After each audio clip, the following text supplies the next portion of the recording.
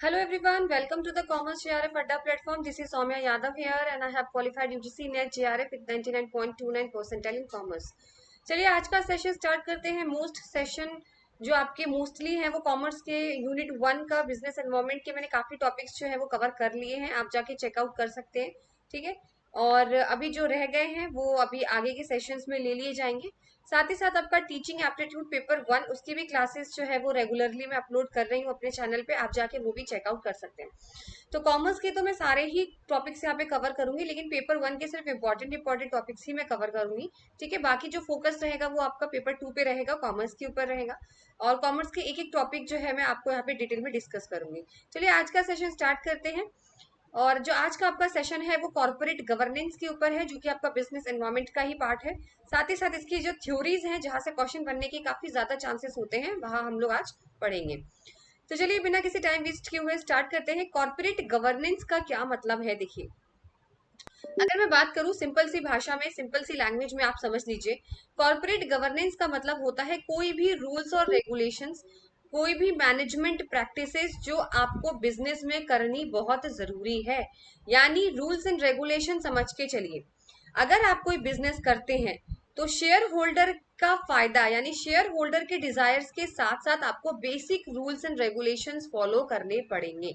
ये यहाँ पर बोला गया है, वेरी इंपॉर्टेंट पॉइंट। ठीक है, तो कॉर्पोरेट गवर्नेंस का सीधा सा मतलब है कि आप जो है वो बेस्ट मैनेजमेंट प्रैक्टिसेस फॉलो करिए, सारे रूल्स को फॉलो करिए और ऐसे इफेक्टिव जो है बिजनेस करिए आप जिससे सबका फायदा हो। ठीक है, शेयर होल्डर से लेकर जितने स्टेक होल्डर्स हैं उन सबका यहाँ पर फायदा होना चाहिए। इसे बोलते हैं कॉर्पोरेट गवर्नेंस। अगर मैं बात करूं कहाँ से क्वेश्चन बन के आते हैं, तो सबसे इंपॉर्टेंट क्वेश्चन जो आपका बन के आता है वो आपके आते हैं कॉर्पोरेट गवर्नेंस के पिलर्स से। तो यहाँ पर 4 पिलर्स दिए हुए हैं कॉर्पोरेट गवर्नेंस की, और यहाँ से एक क्वेश्चन कई बार बना हुआ है एग्जाम में। डायरेक्टली क्वेश्चन आपसे पूछा गया है कि कॉर्पोरेट गवर्नेंस के कौन से एलिमेंट्स हैं, फीचर्स हैं, इस तरीके से आपसे क्वेश्चन पूछा गया है। तो अगर हम वन बाय वन बात करते हैं तो यहाँ बोला गया है अकाउंटेबिलिटी। देखिए अकाउंटेबिलिटी का क्या मतलब है। सिंपल सा मतलब है अकाउंटेबिलिटी का कि अगर मैं किसी के अंडर काम कर रही हूँ, अगर मैं कोई मुझे कोई टास्क दिया गया है फॉर एग्जांपल, तो चाहे उसमें मैं सक्सेस हूँ चाहे मैं फेलियर हूँ, तो मैं ही तो जवाब यानी मैं ही तो आंसरेबल होंगी अपने सुपीरियर के। यानी मैं अगर किसी के अंडर काम कर रही हूँ, अगर मुझे कोई टास्क दिया गया है, अगर मैंने वो काम किया है, चाहे वो सक्सेस हो चाहे वो फेलियर हो, तो मैं ही तो रिस्पॉन्सिबल हूँ अपने एक्शंस के लिए। तो यहाँ पे बोला गया है कि क्लियरली बताया जाता है कि कौन किसके अकाउंटेबल है और कौन किसके आंसरेबल है। जैसे एक छोटा सा एग्जाम्पल समझिए, अगर कोई भी गलती हो जाती है लोअर मैनेजमेंट से, ठीक है, तो वो क्या है, मिडिल मैनेजमेंट जो होता है उसके आंसरेबल होती है कि आप जवाब दीजिए आपकी वजह से ये हुआ है, किस क्यों हुआ है ये। ठीक है, वही अगर बात करें, अब ये जो उनसे ऊपर बैठेंगे वो उनकी जिम्मेदारी होती है। ठीक है, तो जो मिडिल मैनेजमेंट वाले होंगे बेचारे, वो क्या करेंगे, वो टॉप मैनेजमेंट के लिए आंसरेबल होंगे कि अगर कुछ भी चीज होती है तो वो मिडिल वालों से पूछेगा, मिडिल वाला किससे पूछेगा, लोअर लेवल ऑफ मैनेजमेंट से पूछेगा। यानी ये चेन चलती रहती है। इसे बोलते हैं अकाउंटेबिलिटी। यानी आपको क्लियर होना चाहिए कौन किसके अंडर काम कर रहा है, कौन किसके रिस्पॉन्सिबल है और अपने काम के लिए कौन कौन जिम्मेदार यहाँ पर रहने वाला है। सेकंड यहाँ पे आता है ट्रांसपेरेंसी। यानी आपकी कंपनी के अंदर देखिए सब कुछ डिस्क्लोज कर देना बहुत जरूरी होता है, कोई भी चीज का फ्रॉड माल प्रैक्टिसेस नहीं होने चाहिए, ट्रांसपेरेंट होना चाहिए। जिसे कहते हैं ना ट्रांसपेरेंट, जो विजिबल होता है। ट्रांसपेरेंट का क्या मतलब होता है कि जो आर पार दिखाई दे। तो ट्रांसपेरेंसी यही बोला गया है कि अगर कंपनी कोई रूल्स बनाती है, रेगुलेशन बनाती है, कोई भी चीज प्रोडक्ट बनाती है, तो वो सारी चीजें डिस्क्लोज करे अपने सारे स्टेक होल्डर्स के साथ। कोई भी चीज छुपाना यहाँ पर अलाउड नहीं है। फिर बात करते हैं रिस्पॉन्सिबिलिटी की। तो देखिए कंपनी की जो रिस्पॉन्सिबिलिटी होती है कि अगर आप कोई प्रोडक्ट बना रहे हैं, अगर आप कोई प्रोडक्ट बना रहे हैं तो आप सारे रूल्स एंड रेगुलेशंस फॉलो करेंगे। ये कंपनी की जिम्मेदारी है कि अगर आप कोई चीज कर रहे हैं तो उससे किसी को नुकसान नहीं होना चाहिए। ठीक है, उसे किसी किसी को हार्म नहीं होना चाहिए, चाहे वो, अगर मैं बात करूँ सोसाइटी है, चाहे मैं कस्टमर्स की बात करूँ, चाहे मैं इन्वायरमेंट की बात करूँ, तो ये आपकी रिस्पॉन्सिबिलिटी है कि आप कोई भी इलीगल चीज नहीं करेंगे। बाद में बात करते हैं फेयरनेस की। देखिए फेयरनेस का क्या सिंपल सा मतलब होता है कि कंपनी के अंदर किसी भी के साथ भेदभाव नहीं होना चाहिए। यानी किसी के साथ पार्शियलिटी नहीं होनी चाहिए, सभी को इक्वल ट्रीटमेंट यहाँ पर देना चाहिए। चाहे वो शेयर होल्डर हो, चाहे डायरेक्टर हो, चाहे मैनेजर हो, चाहे आपके इन्वेस्टर्स हो, चाहे आपके कस्टमर्स हो, कोई भी हो, इंटरनल और एक्सटर्नल, सबको यहाँ पर इक्विटेबल ट्रीटमेंट यहाँ पर देना चाहिए, जो कि आज के टाइम पे बिल्कुल भी नहीं है कहीं भी। जो लोग कॉर्पोरेट पे काम करते होंगे तो उनको ये चीजें बहुत अच्छे से पता होगी कि फेयरनेस नाम का तो कुछ चीज ही नहीं रहा है अब। ठीक है, क्योंकि अब इतना अब फेवरेटिज्म ज्यादा है। पार्शियलिटी बहुत ज्यादा होती है, ठीक है। तो कहीं ना कहीं इस चक्कर में क्या होता है, जो वाकई जिसके पास नॉलेज होती है वो दब जाता है आदमी। तो ये चीज तो मतलब अब हर जगह ही देखा जाता है कि फेयरनेस नाम का तो कुछ नहीं है, कि सबको इक्वली ट्रीट किया जाना चाहिए, ये हर जगह होना चाहिए। It's not only in corporate और ऑफिसेस, चाहे वो स्कूल हो, चाहे वो आपका कहीं ऑफिस हो, चाहे गवर्नमेंट हो, चाहे प्राइवेट हो, सबको इक्वल ट्रीटमेंट यहाँ पे देना चाहिए, उसे बोलते हैं। ठीक है, आपके 4 पिलर्स हैं, ये वेरी इंपॉर्टेंट है, इसीलिए मैं ये लेकर आई हूँ आप लोगों के लिए। प्लीज इसका स्क्रीनशॉट जरूर ले लीजिएगा। अब बात करते हैं थ्योरीज ऑफ कॉर्पोरेट गवर्नेंस। तो कॉर्पोरेट गवर्नेंस की कुछ थ्योरीज होती है जहां से मैच द कॉलम में क्वेश्चंस कई बार देखने को मिले हैं, जिसके अंदर सबसे पहली थ्योरी है agency theory, stewardship theory, resource dependency theory, stakeholder theory, transaction cost theory और political theory. One by one मैं आपको सिंपल सी लैंग्वेज में समझा दूंगी और आप कभी नहीं भूलेंगे कि इन थ्योरीज में क्या क्या बोला गया है, ठीक है। चलिए,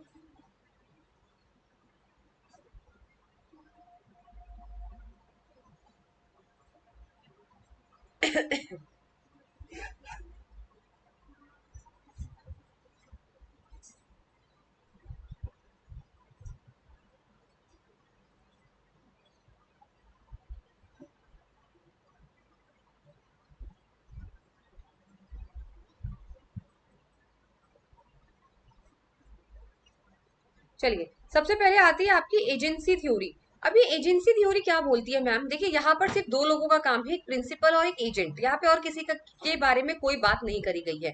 प्रिंसिपल और एजेंट के बीच में क्या रिलेशनशिप है या किस तरीके का रिलेशनशिप है, ये आपको एजेंसी थ्योरी के बारे में बताया गया है। अब मैम ये प्रिंसिपल क्या है और ये एजेंट क्या है, तो देखिए सिंपल सी बात करिए, प्रिंसिपल जो सुपीरियर है और एजेंट जो आपके अंडर काम करेगा। ठीक है, प्रिंसिपल का मतलब यहाँ पे बोला गया है शेयर होल्डर्स, कंपनी के जो शेयर होल्डर्स होते हैं उनको यहाँ पर एज अ प्रिंसिपल बोला गया है। वही एजेंट की बात करें तो जो शेयर होल्डर्स के अंडर काम करते हैं, जैसे डायरेक्टर, जैसे मैनेजर्स, ठीक है, तो वो होते हैं एजेंट। अब इन दोनों के बीच में रिश्ता कैसा है, यानी रिश्ता यहाँ पे किस तरीके की बात करी गई है, देखिए। सबसे पहले शेयर होल्डर क्या चाहता है, शेयर होल्डर यही चाहता है कि जो मेरे अंडर काम कर रहे हैं ना, जो मेरे एजेंट्स हैं, जो मेरे एजेंट्स हैं ना, यानी जो मैनेजर हैं, जो डायरेक्टर हैं, वो मेरे बारे में ही सबसे पहले सोचे। शेयर होल्डर का भला होना चाहिए और किसी का भला की जरूरत नहीं है, अपने जाओ भाड़ में, ठीक है, यानी मेरा देखो, ठीक है ना। यहाँ पे बोला गया है कि एजेंट जो है सबसे पहले मुझे अहमियत देंगे या मेरे लिए ही वो काम करेंगे, मेरे इंटरेस्ट के लिए। लेकिन जरूरी तो नहीं है ना कि जो शेयर होल्डर ने सोचा हुआ है एजेंट भी वैसा ही काम करे, यानी जो प्रिंसिपल ने जो सोचा है एजेंट भी वही काम करे। क्यों भाई, वो अपना फायदा नहीं देख सकता? एजेंट जो है, अगर मैं बात करूं मैनेजर और डायरेक्टर की, तो वो अपना भी तो सेल्फ इंटरेस्ट देख सकते हैं। यहीं पर कॉन्फ्लिक्ट अराइज होता है, यानी यहीं पे जो है वो डिफरेंसेस या फिर लड़ाई यहाँ पे शुरू हो जाती है। प्रिंसिपल सोचता है मेरे इंटरेस्ट के बारे में देखा जाए, एजेंट जो है वो मेरे इंटरेस्ट के लिए, प्रॉफिट, कंपनी के प्रॉफिट के लिए काम करे। लेकिन जो एजेंट है, जरूरी नहीं है कि वो जो है वो आपके इंटरेस्ट में काम करे, वो अपने सेल्फ इंटरेस्ट के लिए भी काम कर सकता है। तो यहाँ पर जो है कॉन्फ्लिक्ट अराइज हो जाता है, यही एजेंसी थ्योरी बोली जाती है। और ये सिंपल सी बात है कि कहते हैं ना, सबसे पहले आपने एक मूवी देखी होगी, कोई नहीं देखी होगी, मैंने एक मूवी देखी थी, उसमें एक डायलॉग है जिसमें एक विलेन का एक डायलॉग था कि सबसे पहले मेरा भला हो फिर दूसरे का भला हो, मतलब भगवान सबसे पहले मेरा भला करे। तो वही वाली यहाँ पे बात करी गई। तो ऐसे तो एजेंट भी सोच सकता है कि मैं तो अपने लिए करूंगा ना भाई, मेरा सेल्फ इंटरेस्ट ज्यादा इंपॉर्टेंट है। तो यहाँ पर कॉन्फ्लिक्ट अराइज हो जाता है एजेंसी थ्योरी के अंदर, ठीक है। आई होप आप लोग अब भूलेंगे नहीं कि एजेंसी थ्योरी का मतलब यहाँ पर क्या है। फिर आती है आपकी स्टूवर्डशिप थ्योरी। देखिए स्टूवर्डशिप थ्योरी क्या होती है, ये हम लोग यहाँ पर अब नेक्स्ट पढ़ते हैं। देखिए स्टूवर्डशिप थ्योरी क्या होती है, एजेंसी थ्योरी की बिल्कुल उल्टा, यानी कॉन्ट्रास्ट होती है ये थ्योरी एजेंसी थ्योरी की। अभी एजेंसी में क्या पढ़ा था कि हम नहीं देख रहे शेयर होल्डर का इंटरेस्ट, हम अपना देखेंगे, अपना अपना देखो भाई, ठीक है। लेकिन अब यहाँ पर उल्टा है, यहाँ पे ये बोलते हैं स्टूवर्डशिप थ्योरी के अंदर कि नहीं, सबसे पहले आपको शेयर होल्डर के प्रॉफिट के बारे में सोचना पड़ेगा, यानी सबसे पहले आपको शेयर होल्डर के वेल्थ को प्रोटेक्ट करना पड़ेगा, शेयर होल्डर के वेल्थ को मैक्सिमाइज करना पड़ेगा। और ये मोटिवेशन इनको अंदर से ही आना होना, मतलब आना चाहिए। जैसे जो काम कर रहे हैं मैनेजर्स, डायरेक्टर्स, तो इनको अंदर से, किसी को बाहर वाले को आके नहीं कहना है कि पहले आप मेरा काम करिए, आप मेरे प्रॉफिट के बारे में सोचिए, नहीं। उनको खुद से इंट्रिंसिक मोटिवेशन और एक्सट्रिंसिक मोटिवेशन, यानी अंदर और बाहर दोनों तरफ से उनको मोटिवेशन अंदर से भी आएगा और बाहर से भी मिलेगा कि नहीं, सबसे पहले आपको अपने शेयर होल्डर्स को प्रायोरिटाइज करना है, यानी अपने शेयर होल्डर्स को सबसे ऊपर रखना है। ठीक है, तो ये एकदम उल्टा बोलता है एजेंसी थ्योरी के। नेक्स्ट आती है स्टेक होल्डर्स थ्योरी। अब स्टेक होल्डर थ्योरी क्या बोलती है कि भाई क्यों खाली शेयर होल्डर्स ही हैं क्या सारे, बाकी कहाँ जाएंगे? तो स्टेक होल्डर थ्योरी ये बोलती है कि सिर्फ शेयर होल्डर्स पे ध्यान नहीं देना है, सिर्फ शेयर होल्डर का प्रॉफिट नहीं बढ़ाना है, शेयर होल्डर की वेल्थ नहीं बढ़ानी, भाई बाकियों पे भी ध्यान दीजिए। ये नहीं होता स्कूल में कि जो टॉपर बच्चा होगा सिर्फ उसी पे ध्यान दिया जाएगा। अगर आपकी क्लास में 200 बच्चे हैं तो आपको 200 बच्चों को ही देखना पड़ेगा, ये नहीं कि सिर्फ आपने एक बच्चे को देख लिया। और ये मैक्सिमम स्कूल में यही होता है, जो टॉपर्स होते हैं, ठीक है, जो टॉपर्स बच्चे हुआ करते हैं, जो होते हैं, तो टीचर्स ज्यादा फोकस उन्हीं पे ही रखते हैं। बाकी के 199 स्टूडेंट्स कहाँ गए भाई, उनके ऊपर भी तो ध्यान देना आपके लिए उतना ही जरूरी है ना।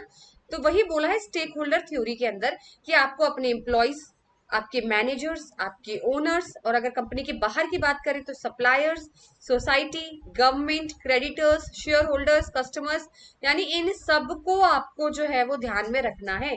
सिर्फ शेयर होल्डर्स के प्रॉफिट के लिए काम नहीं करना है, सोसाइटी को भी ध्यान में रखना है, अपने एम्प्लॉयज को भी आपको खुश रखना है, अपने मैनेजर्स को भी रखना है, एम्प्लॉयज को भी आपको प्रमोट करना पड़ेगा, उनके पोटेंशियल को यूटिलाइज करना पड़ेगा, यानी सबका आपको यहाँ पर ध्यान देना पड़ेगा, सिर्फ शेयर होल्डर्स के ऊपर नहीं। ये बोलती है आपकी स्टेक होल्डर थ्योरी। नेक्स्ट आती है रिसोर्स डिपेंडेंसी थ्योरी। तो देखिए रिसोर्स डिपेंडेंसी थ्योरी क्या बोलती है कि जो बोर्ड ऑफ डायरेक्टर्स होते हैं ना, सबसे बड़े मालिक जो होते हैं आपकी कंपनी के, तो उनका ये पूरा जो है रोल होता है कि भाई आप जो है फर्म के लिए रिसोर्सेस लेकर आइए, फर्म के लिए आप लोग क्या करिए, रिसोर्सेस लेकर आइए। अब एम्प्लॉयज थोड़ी ना लेकर आएगा रिसोर्सेस, मैनेजर थोड़ी ना रिसोर्सेस लेकर आएगा, ये तो टॉप मैनेजमेंट का काम होता है। तो यहाँ पर जो बोला गया है कि जो टॉप मैनेजमेंट है उसका पूरा रोल होता है कि आप जाइए, बोर्ड ऑफ डायरेक्टर्स, कि आप जाइए और रिसोर्सेस लेकर आइए फर्म के अंदर। ठीक है, जितनी भी जरूरत होती है, तो आपको अपना एक्सटर्नल कनेक्शन बनाना पड़ेगा, आपको नेटवर्क्स बनाने पड़ेंगे।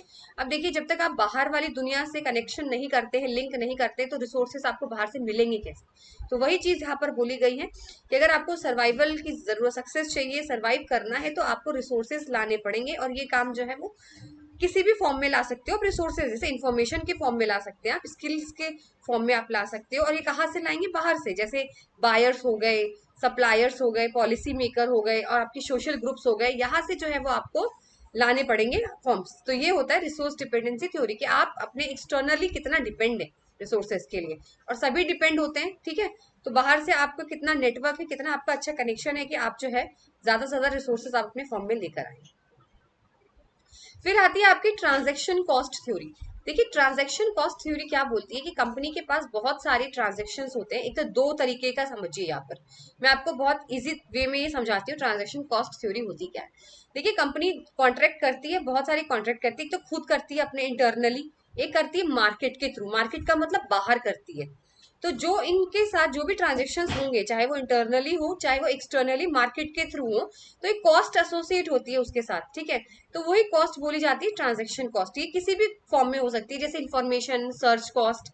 ठीक है, तो अब इसमें देखिए क्या होता है कि अगर ट्रांजेक्शन कॉस्ट जो है मार्केट की ज्यादा है, अगर मार्केट से अगर आप ट्रांजेक्शन्स करते हो, मार्केट के साथ कॉन्ट्रैक्ट करते हो और वहां आपकी कॉस्ट ज्यादा आ रही है, तो कंपनी क्या करती है, ट्रांजेक्शन खुद ही करती है इंटरनली। अब ये आपको पॉइंट कैसे समझ में आएगा, ये मैं आपको एक छोटा सा एग्जांपल समझाती हूँ।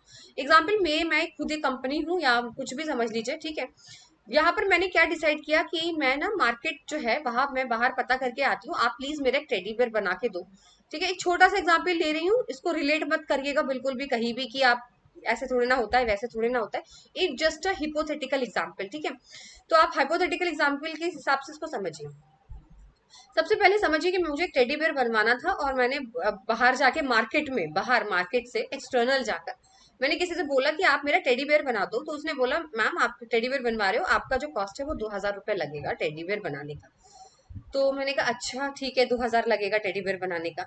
ठीक है, लेकिन जब मैं अपनी कंपनी में खुद घर आई, या कंपनी समझ लीजिए, मैंने सोचा कि चलो मैं खुद अपने खुद के रिसोर्सेस यूज करके, या खुद ही मैं इंटरनली ये चीज टेडी बेयर बनाऊं, तो मुझे तो 1000 रुपए का कॉस्ट पड़ रहा है, 1000 का। तो यानी मार्केट का ट्रांजेक्शन कॉस्ट तो बहुत हायर है। तो जब मार्केट का हायर है तो मैं खुद मेकिंग क्यों नहीं कर लेती, मैं खुद ही बना लेती हूँ ना, मेरे 1,000 रुपए सेव हो जाएंगे। तो यानी यही कंपनी कहना चाह रही है कि अगर आपको लगता है कि आप मार्केट में वो चीज कर रहे हो, कोई ट्रांजेक्शन कर रहे हो, कॉन्ट्रैक्ट कर रहे हो, अगर वो आपको ज्यादा महंगा लगता है ना, और लेकिन अगर आप वही चीज आप इंटरनली खुद से करते हो, अगर वो सस्ता है, तो फिर आप मेकिंग पे ध्यान दोगे या बाइंग करोगे? तो आप एक मुझे बताइए, मैं बाहर से मार्केट से खरीदूंगी, बाय करूंगी वो टेडी बियर, या मैं खुद ही मेक कर लूंगी, यानी मेकिंग कर लूंगी, खुद ही बना लूंगी, खुद ही बना लूंगी। लेकिन अगर मैं खुद से बना रही हूँ और अगर वो मुझे पड़ रहा है 3,000 का, अगर मैं खुद से घर पे बनाती हूँ और वो मुझे पड़ता है 3,000 रुपए का, तो आप खुद बताइए, फिर तो मैं बाहर से खरीद ही लेती हूँ, 2,000 मुझे वहां पे मिल जाएगा। तो यही पे डिफरेंस बोला गया है मेकिंग का और बाइंग का। बाइंग मतलब बाहर से आप बनवा रहे हो या खरीद रहे हो, मेकिंग मतलब खुद से।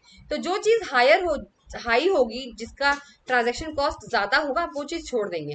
अगर बाहर से खरीदने का ट्रांजेक्शन कॉस्ट ज्यादा है तो आप घर पे बना लेंगे, और घर का अगर ज्यादा है तो आप बाहर से खरीद लेंगे। बस सिंपल सा ट्रांजेक्शन कॉस्ट थ्योरी आपकी ये बोलती है। अब बात करते हैं पॉलिटिकल थ्योरी, जो कि लास्ट थ्योरी है। पॉलिटिकल थ्योरी का मतलब यहाँ पर क्या बोला गया है, देखिए पॉलिटिकल के अंदर ना सरकार इन्वॉल्व हो जाती है, पहली बात तो गवर्नमेंट इन्वॉल्व हो जाता है यहाँ पर।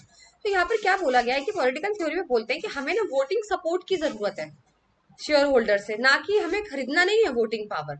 यानी यहाँ पे सिंपल, आपने कॉर्पोरेट लॉबिंग का नाम सुना होगा, अगर नहीं सुना है तो मैं बता देती हूँ। देखिए कॉर्पोरेट लॉबिंग क्या होती है, यहाँ पर क्या बोलते हैं कि जो बिजनेसमैन होते हैं, शेयर होल्डर्स वगैरह होते हैं, ये लोग इकट्ठा मिल जाते हैं और सरकार से, गवर्नमेंट से, या जो पॉलिसी बनाता है उनके साथ डायरेक्टली या तो ये कम्युनिकेट करते हैं, या फिर किसी ना किसी थ्रू थ्रू अपना जो कम्युनिकेशन करते हैं और उनको इन्फ्लुएंस करते हैं कि वो जो है पॉलिसी चेंज कर दे। जैसे एग्जाम्पल टैक्स कंसेशन के लिए, कि हम देखिए हमारा तो इतना अच्छा बिजनेस है, हम चैरिटी करते हैं, हम ये करते हैं, हम आप हमें टैक्स में छूट क्यों नहीं दे रहे हैं?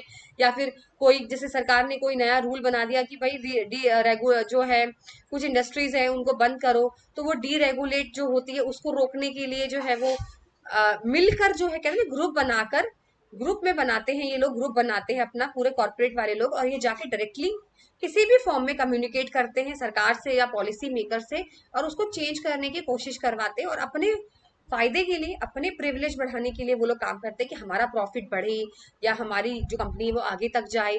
तो वो टैक्स में कंसेशन ले लेते हैं, या फिर किसी किसी फॉर्म में, मतलब वो कहते हैं हमारी टैक्स का छूट दे दो हमें ना, ताकि हम और कमा सकें। तो ये सारी चीजें वो लोग हाईलाइट करते हैं वहां पर, अपनी कॉर्पोरेट पावर दिखाते हैं सब लोग एक साथ मिलकर। ठीक है, तो यही चीज यहाँ पर बोली गई है।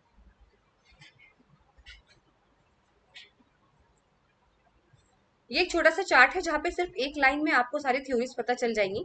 तो सबसे पहले एजेंसी थ्योरी बोली गई है, relationship between the share holders and the board of directors, जैसे कि प्रिंसिपल और एजेंट के बीच में। स्टूवर्डशिप थ्योरी यही बोली गई है कि आपको शेयर होल्डर के ही लिए काम करना है, उसी का प्रॉफिट देना है। स्टेक होल्डर क्या बोलते हैं, सिर्फ शेयर होल्डर पे फोकस मत करिए, बाकी स्टेक होल्डर्स जो होते हैं उन पे भी देखिए। स्टेक होल्डर्स का मतलब employees, managers, investors, society, environment, सब कुछ। रिसोर्स डिपेंडेंसी यही बोलते हैं कि आप जो है बोर्ड ऑफ डायरेक्टर्स की रिस्पॉन्सिबिलिटी होती है कि आप ऑर्गेनाइजेशन के अंदर, फॉर्म के अंदर रिसोर्सेज लेकर आइए। ट्रांजेक्शन कॉस्ट थ्योरी क्या बोलती है आपकी, कि आप कम से कम बनाने की कोशिश करिए, जैसे मैंने आपको बोला ना, जहां आपको सस्ता पड़ता है आप वही चीज करिए। पॉलिटिकल थ्योरी भी यही बोलती है कि वोटिंग सपोर्ट बहुत ज्यादा, जैसे कहते हैं ना एकता में ताकत होती है, तो जैसे सब लोग मिलकर जो है वो इन्फ्लुएंस करते हैं सरकार को। ठीक है, तो वो ये बोल आर्ग्यू करते हैं कि वोटिंग सपोर्ट जो है वो बहुत ज्यादा जरूरी है, खरीदने से ज्यादा आपको सपोर्ट दिखाना बहुत जरूरी है। तो ये पॉलिटिकल थ्योरी यहाँ पे बोली गई है। आई होप आप लोगों को ये सारी थ्योरीज छोटे से सेशन में समझ में आ गई हो। सेशन को ज्यादा लंबा खींचने की कोई जरूरत नहीं है, आपको पॉइंट समझ में आना चाहिए कि इसका मतलब क्या है, थ्योरीज कहना क्या चाहती हैं। थ्योरीज के एक ही लाइन में अगर आप नोट्स बनाते हो वो काफी रहता है, पूरा पैराग्राफ या पूरा पेज भरने की यहाँ पे कोई जरूरत नहीं है। हमेशा माइंड मैपिंग करिए, नोट इसी तरीके से नोट्स बनाइए, जैसे ये मैंने आपको चार्ट दिखाया है, ये वेरी इंपॉर्टेंट चार्ट है। तो ये मैंने चार्ट में जानबूझ के लेकर आई थी, क्योंकि ताकि आप लोग इसी तरीके से चार्ट अपना बना लीजिए, सारी इसमें थ्योरीज आ जाएंगी, और इसके सामने आपको एक एक लाइन में इस तरीके से डिस्क्राइब करना है। आप चाहे तो स्क्रीनशॉट ले सकते हैं, तो एक एक लाइन में आप डिस्क्राइब कर देंगे तो आपको याद रहेगा किस थ्योरी में क्या क्या चीज यहाँ पर बोली गई है। ठीक है, तो ये इंपॉर्टेंट सेशन था, आई होप आप लोगों को समझ में आ गया हो। कम आई थिंक, क्योंकि मैंने जो है वो शॉर्ट में समझाने की कोशिश की है, क्योंकि अगर कॉमर्स को पढ़ने जाएंगे तो ये बहुत है, अगर आप छोटे छोटे नोट्स पॉइंट्स बनाएंगे तो ज्यादा इजी रहेगा समझने के लिए। वाकई आपको अगर लगता है क्वालिटी ऑफ टीचिंग और कंटेंट वाकई आपको जेन्युइन लगता है, तो प्लीज मुझे कमेंट सेक्शन में जरूर शेयर करिएगा। तब तक आपसे नेक्स्ट सेशन में मिलते हैं। Till then good bye, take care.